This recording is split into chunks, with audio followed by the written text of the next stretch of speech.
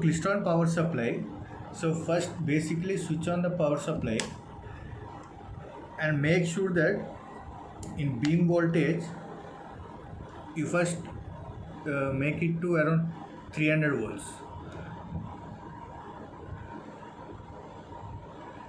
Similarly, select reflector voltage and rotate clockwise, so you will be getting around 240 volts. And meanwhile, if you select the beam current, it generates the current up to 24 milliamps. And also this is the AM section where you will be having amplitude and frequency, and this is the FM mode. For this there is a separate amplitude and frequency part, and this is the external mode, and this is the output where we have to connect from detector mode. So this is Klystron bench setup in microwave. So first you will be connecting Klystron mount, and this is the Klystron tube. Then comes the isolator, and then comes variable attenuator, and then comes the direct reading frequency meter, and this is the slotted section with tunable probe, and the last one is the detector mount, from where you will be connecting CRO probe to the CRO or DS. So now I will be explaining about the Klystron characteristics experiment. So in this, first switch on the KPS and select the reflector voltage to 240, 245, and then coming to beam voltage, make it to 300, so that you will be getting beam current around 20-25. So now by varying the reflector voltage slowly,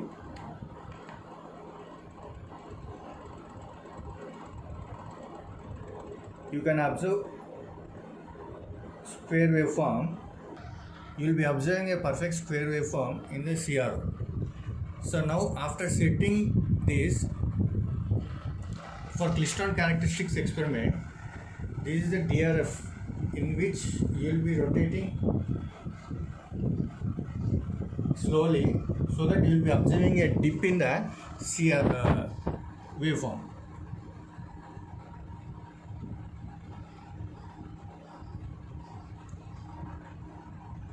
So this is the dip which is coming at one particular point in the DRF. So it becomes a ground level. So this is the point. So around 10.8, 10.85 gigahertz frequency. So there is a dip in the CRO. So again, if you rotate it, again you will be getting a perfect square waveform. So this is about Klystron characteristics. So now coming to attenuator characteristics experiment. So similarly, you first make reflector voltage maximum up to 245, and beam voltage around 300 you set it, and beam current it will be around 20-25, so that you will be getting a perfect square waveform. So by slowly rotating the reflector voltage, you can observe square waveform in the CRO. So after setting out, so after getting a perfect square waveform, now for the experiment attenuator characteristics, slowly you vary the attenuator.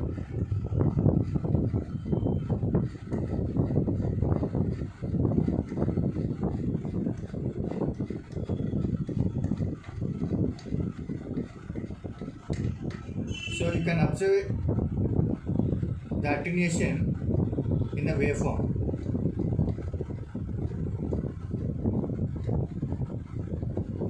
So finally it becomes ground line. So this is about the attenuator characteristics. So now coming to frequency measurement experiment. So similarly again you make beam voltage around 300, reflector voltage around 240, and beam current automatically it shows around 20-25 milliamps. So now after getting a perfect square waveform by rotating the reflector voltage, connect the CRO probe to tunable probe. Connect CRO probe to tunable probe by disconnecting the detector mode. So coming to this frequency measurement, F is equal to C by lambda naught, where lambda naught is equal to 1 by lambda g square minus 1 by lambda c square.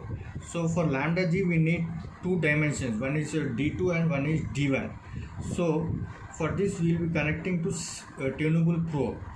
So now to find that lambda g, rotate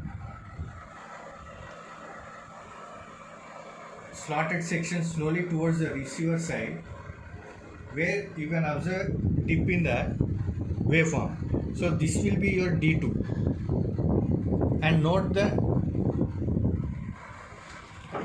reading here where 0 coincides. So now it is around 15.3 something exact, like that.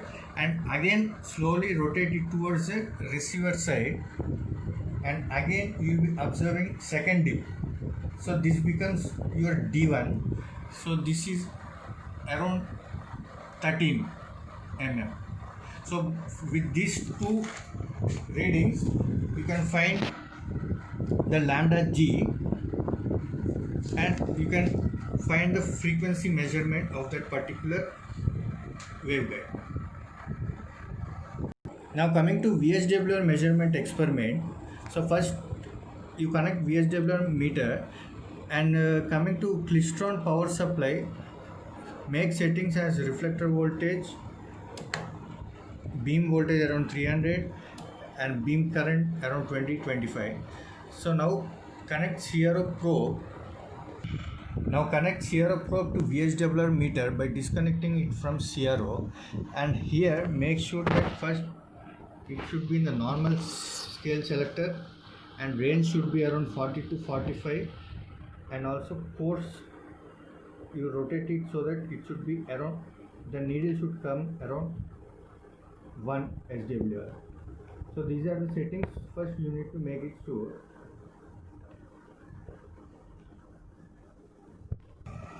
So now for getting exact VSWR reading, so now rotate in the slotted section towards transmitter side. So here if you rotate it in the VSWR meter, you can observe the needle deflection, and at one maximum point the needle comes and goes back.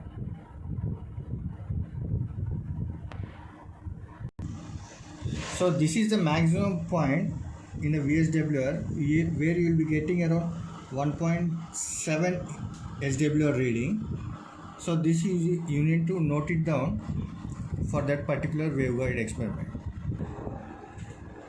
So coming to leaky wave experiment, similarly you first make reflector voltage around 240-245 and beam voltage around 300, and beam current automatically it shows around 20 to 25 milliamp. Now for the leaky wave experiment, you detach the detector mount and connect the coaxial adapter, one to the slotted section and one to the detector mount. So in between you will be applying the leaky wave adapter through optical fiber cable. So after connecting this, so now slowly rotate the reflector voltage anti-clockwise. So at one particular location, that is around 210 volts, you can observe the perfect square wave, so which is happening through leaky wave adapter.